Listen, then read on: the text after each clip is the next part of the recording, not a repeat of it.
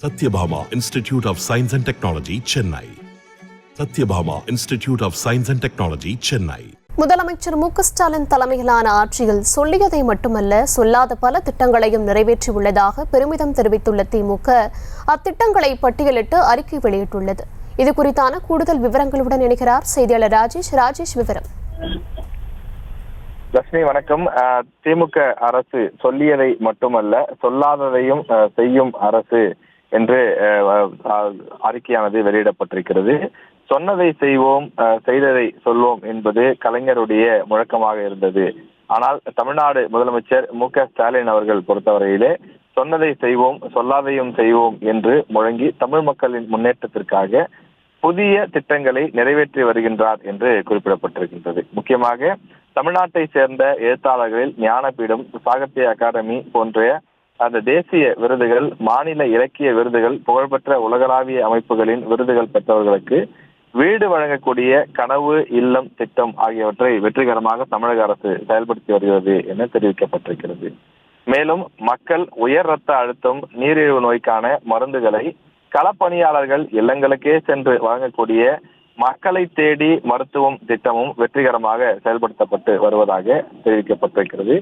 மேலும் கொரோனா பெருந்தொற்று காலத்தில் 1 முதல் 8ஆம் வகுப்பு வரை படித்த மாணவர்களுக்கு ஏற்பட்ட கற்றல் இடைவெளியை நீக்க இந்த இல்லம் தேடி கல்வி திட்டம் கொண்டு வரப்பட்டு வெற்றிகரமாக செயல்பட்டு வருவதாக தெரிவிக்கப்பட்டிருக்கிறது.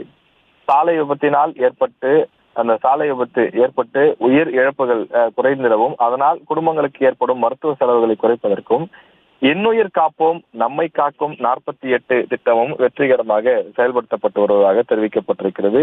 இது தவிர கல்லூரி படித்து பட்டம் பெற்று வேலைக்கேற்ற திறன் இல்லாதவர்களாக காணப்படும் இளைஞர்களுக்கு திறன் பயிற்சிகள் வழங்கி வேலைவாய்ப்பு பெற வழிவகை செய்யக்கூடிய வகையிலே நான் முதல்வன் திட்டமும் ஒரு மிக சிறப்பான திட்டமாக அரசு சார்பில் செயல்படுத்தப்பட்டு வருவதாக தெரிவிக்கப்பட்டிருக்கிறது.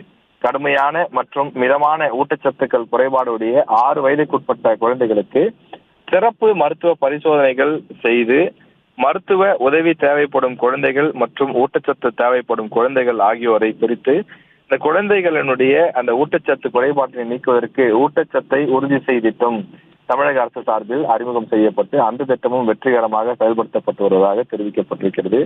இது தவிர மேலும் பல்வேறு திட்டங்கள், குறிப்பாக எண்ணும் எழுத்தும் திட்டம், பெண் குழந்தைகள் அரசு பள்ளியிலே படித்து கல்லூரி படிக்கக்கூடிய மாணவிகளுக்கு மாதந்தோறும் 1000 ரூபாய் வழங்கக்கூடிய புதுமை பெண் திட்டம் உள்ளிட்ட பல திட்டங்கள் அரசு சார்பில் தெரிவிக்கப்பட்டிருக்கின்றது.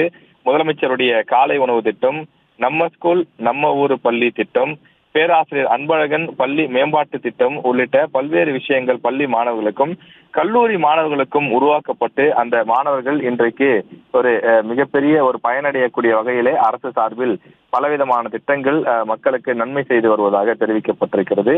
அது மட்டும் இல்லாமல் ஆண்டுக்கு 200 கோடி ரூபாய் வீதமாக 5 ஆண்டுகளில் 1000 கோடி ரூபாய் செலவில் ஆதிதிராவிட குடியிருப்புகளுக்கு அடிப்படை கட்டமைப்பு வசதிகளை மேம்படுத்திட அயோத்திதாச பண்டிதர் குடியிருப்பு மேம்பாட்டு திட்டம் கொண்டு வரப்பட்டு அந்த திட்டமும் வெற்றிகரமாக செயல்பட்டு வருகின்றதாக தெரிவிக்கப்பட்டிருக்கிறது.